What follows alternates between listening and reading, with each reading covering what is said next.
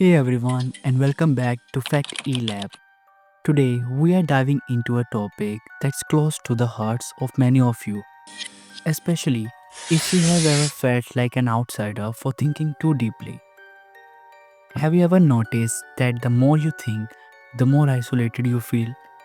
That the more you understand the world, the less people seem to want to listen? It's not just in your head. Throughout history, society has feared deep thinkers, not because they are wrong, but because they see what others don't want to see. From Socrates to Tesla, brilliant minds have been ridiculed, silenced, or ignored, not because they lacked intelligence, but because they made people uncomfortable. But why does this happen? Why does society resist those who think differently? The answer lies deep within human psychology. Let's unpack it. When you stand next to someone who is physically strong, you don't feel weak, you admire their strength.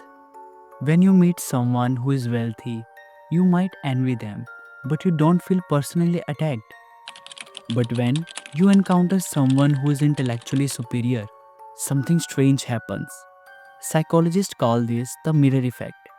A deep thinker doesn't just introduce new ideas, they reflect back the limitations of those around them. And people don't forgive that easily.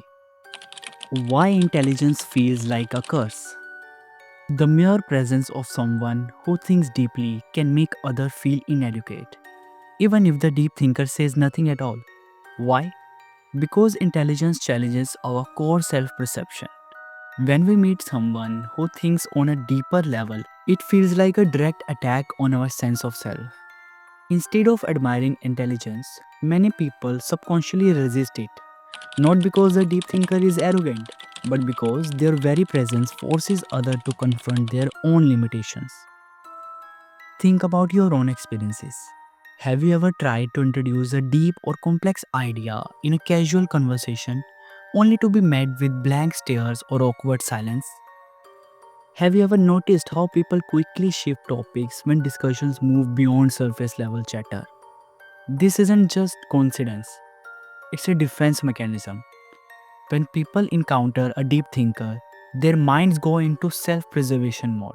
Instead of being curious, they resist. Instead of engaging, they dismiss. This is why intellectuals, philosophers, and visionaries often find themselves isolated, not because they want to be alone, but because society pushes them away. Studies shows that confidence is often valued more than intelligence in social settings.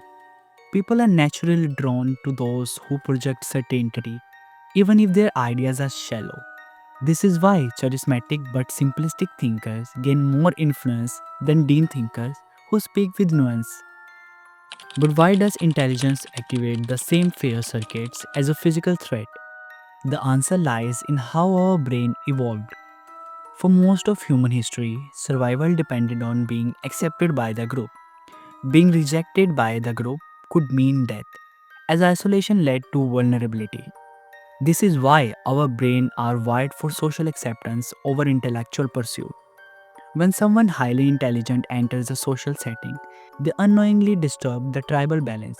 Their presence challenges existing ideas, social norms, and group dynamics, triggering the brain's defense mechanism as if facing a potential enemy. So, if intelligence is so threatening, is there scientific proof that people actually fear it? Studies shows that when people feel intellectually inferior, their brain's amygdala, the region responsible for fear and threat detection, becomes highly active. In simple terms, deep thinking isn't just intimidating. It triggers a primal survival response, similar to what we feel when facing danger. But what does this mean for deep thinkers? The rejection of intelligence isn't just social, it's biological, psychological, and cultural. It's built into human nature, reinforced by group dynamics and magnified by modern technology. This doesn't mean deep thinkers should stop sharing their ideas. It just means they need to understand the forces working against them. You're not alone. If you have ever felt alone in your thoughts, know this: you are not broken. You are simply seeing the world for what it really is. But does this mean deep thinkers are doomed to isolation? Not at all. It just means you need to understand how to navigate society wisely. Not every place or person is ready for deep conversation. Save your most profound thoughts for people who truly appreciate them. You don't need millions of people to understand you, just the right ones. If this video resonated with you, share your thoughts in the comments. Have you ever faced rejection for thinking deeply? Let's start a conversation. Hit the subscribe button to join us on this journey. We're just getting started. Thank you for watching and see you in the next video. Goodbye.